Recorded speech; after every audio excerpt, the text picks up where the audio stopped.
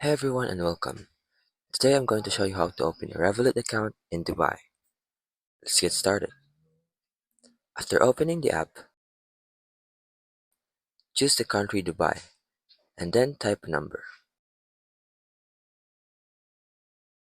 After typing your number, you will receive a code.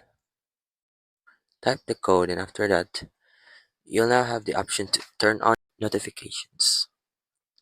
Then have the options to choose your country, your home address, and you enter your name, your date of birth, and your email. Then you'll be asked to take a quick selfie. If you're from US or Canada, you will need to type your social security number. After that, you'll need to choose the options on what do you want to use Revolut for. And that is how you open a Revolut account.